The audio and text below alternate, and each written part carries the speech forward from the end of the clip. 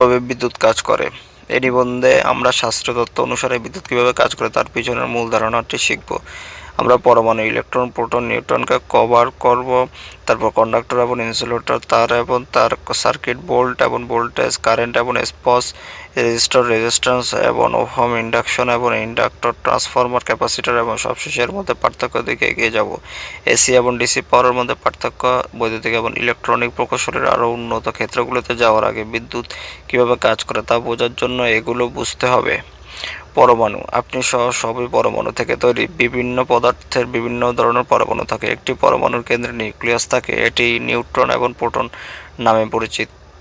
দুটি কণা থেকে নিউট্রনের কোনো বৈদ্যুতিক চার্জ নেই, কিন্তু প্রোটনের একটি ধনাত্মক বৈদ্যুতিক চার্জ রয়েছে। নিউক্লিয়াসের চারপাশে রয়েছে অরবিটাল শেলগুলোর বিভিন্ন স্তর, যা ইলেকট্রন নামে পরিচিত। অন্য ধরনের কণার জন্য ফ্লাইট পাথের মতো কাজ করে। ইলেকট্রনগুলি আমাদের গ্রহের চারপাশে উপগ্রহের মতো এই পথগুলি দীর্ঘ ভ্রমণ করে। ইলেকট্রনগুলি প্রায় আলোর গতিতে ভ্রমণ করে। নিউট্রনের ঋণাত্মক চার্জ প্রোটনের ধনাত্মক চার্জের প্রতি আকৃষ্ট হয়, যা ইলেকট্রনকে কক্ষপথে রাখে। প্রতিটি অরবিটাল শেল নির্দিষ্ট সংখ্যক ইলেকট্রন ধারণ করতে পারে। একটি পরমাণুর প্রোটন, নিউট্রন এবং ইলেকট্রনের সংখ্যা আমাদের বলে যে এটি কোনো উপাদান এবং সমন্বয় প্রতিটি উপাদানের জন্য অনন্য। পরমাণু তাদের ইলেকট্রনকে শক্তভাবে ধরে রাখে, কিন্তু কিছু পদার্থ তাদের ইলেকট্রনকে অন্যদের তুলনায় আরও শক্তভাবে ধরে রাখে। বাইরের সবচেয়ে অরবিটাল শেলটি ব্যালেন্স শেল নামে পরিচিত, এবং এই শেলটিতে কিছু পদার্থের আলগাভাবে আবদ্ধ ইলেকট্রন থাকবে যা অন্য পরমাণুতে ভাসতে পারে। কন্ডাক্টর এবং ইনসুলেটর, এই যে উপাদানগুলি ইলেকট্রন অতিক্রম করতে পারে সেগুলোকে পরিবাহী বলা হয়, যার অর্থ তারা বিদ্যুৎ পরিচালনা করতে পারে। বেশিরভাগ ধাতুই পরিবাহী। যেসব পরমাণুতে মুক্ত ইলেকট্রন নেই সেগুলোকে অন্তরক বলা হয়। কাঁচ এবং রাবারের মতো উপকরণ এর ভালো উদাহরণ। আমরা নিরাপদে বিদ্যুৎ ব্যবহার করতে কন্ডাক্টর এবং ইনসুলেটরকে একত্রিত করতে পারি। এটি একটি ইনসুলেটর দিয়ে কন্ডাক্টরকে ঘিরে রেখে করা হয়। এটি ইলেকট্রনকে প্রভাবিত করতে দেয়, তবে তারা কোথায় প্রভাবিত হতে পারে তা সীমাবদ্ধ করে। এইভাবে একটি তার এবং তারের কাজ করে। তার এবং তারের আচ্ছা, আমরা যদি তামার তারের একটি স্লাইসের ভিতরে তাকাই, তবে আমরা দেখতে পাবো যে পরমাণুর মুক্ত ইলেকট্রনগুলি এক পরমাণু থেকে অন্য পরমাণুতে চলে যায়, তবে এটি যে কোনো দিকে এলোমেলোভাবে ঘটে। যদি তারের স্লাইসটি একটি ক্লোজ সার্কিটে একটি ব্যাটারির মতো শক্তির উৎসের সাথে সংযুক্ত করা হয়, তবে ভোল্টেজ মুক্ত ইলেকট্রনগুলিকে সরাতে বাধ্য করবে এবং এর ফলে সেগুলো একই দিকে প্রভাবিত হবে, চেষ্টা করে ফিরে আসার চেষ্টা করবে ব্যাটারির অন্য টার্মিনালে।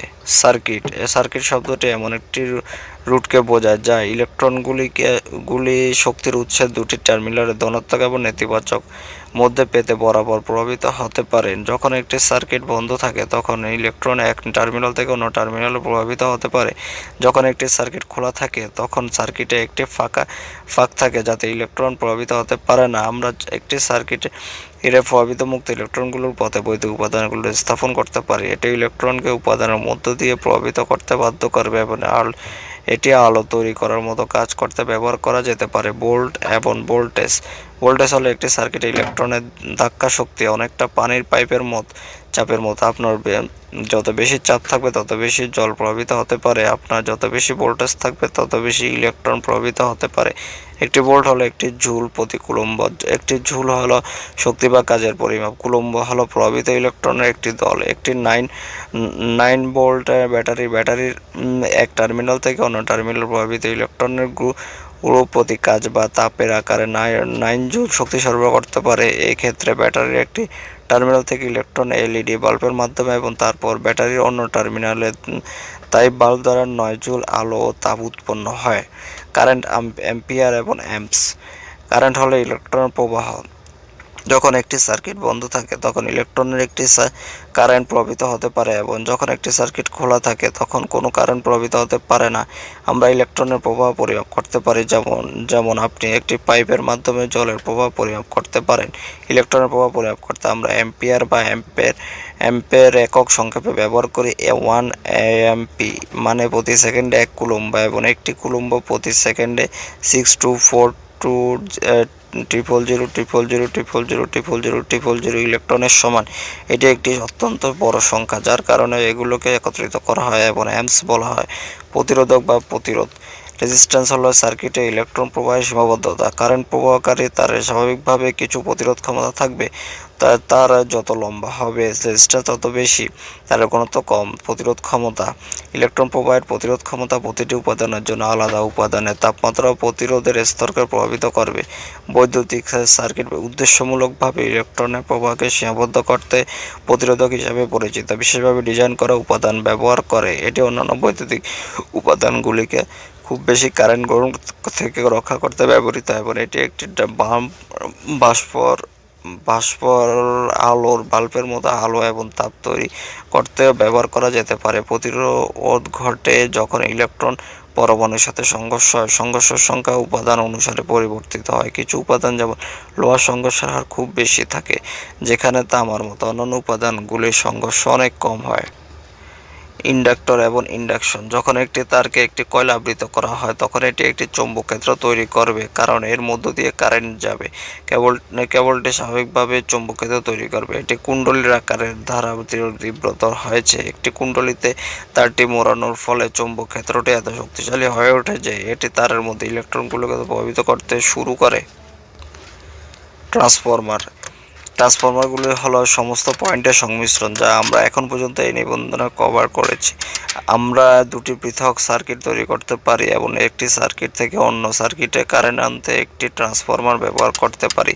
একটি ক্লোজ সার্কিটে একটি এসি কারেন্ট তৈরি করে এবং এই কারেন্টটুকে একটি কয়েল পাস করে, যা আরেকটি আলাদা ক্লোজ সার্কিটে অন্য একটি কয়েলের কাছাকাছি থাকে। আমরা একটি ট্রান্সফরমার তৈরি করতে পারি এবং প্রথম অথবা প্রাথমিক সার্কিট থেকে দ্বিতীয়টিতে একটি কারেন্ট আনতে পারি। সার্কিট ট্রান্সফরমারগুলি শুধুমাত্র উভয় পাশে কয়েলের সংখ্যা পরিবর্তন করে। প্রাথমিক এবং মাধ্যমিক সার্কিটের মধ্যে ভোল্টেজ বাড়ানো বা হ্রাস করতে ব্যবহার করা যেতে পারে।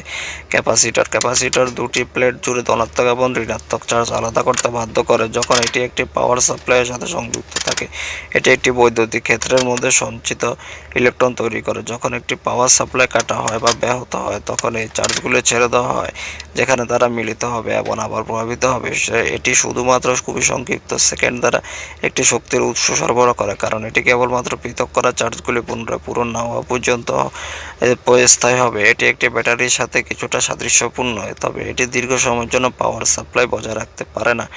ক্যাপাসিটরগুলো খুব সাধারণ এবং প্রায় প্রতিটি বৈদ্যুতিক সার্কিটে পাওয়া যায়। এসি এবং ডিসি পাওয়ার দুটি ধরনের শক্তি ব্যবহার করা হয়, যা হলো অল্টারনেটিং কারেন্ট এসি এবং direct current DC. Alternating current বলতে বোঝায় একটি সার্কিটে কারেন্ট প্রবাহ পিছনের দিকে এবং সামনের দিকে, কারণ টার্মিনালগুলো ক্রমাগত বিপরীত হয়। এ যেন কিছুটা সাগরের জোয়ার বারবার ভেতরে যায়।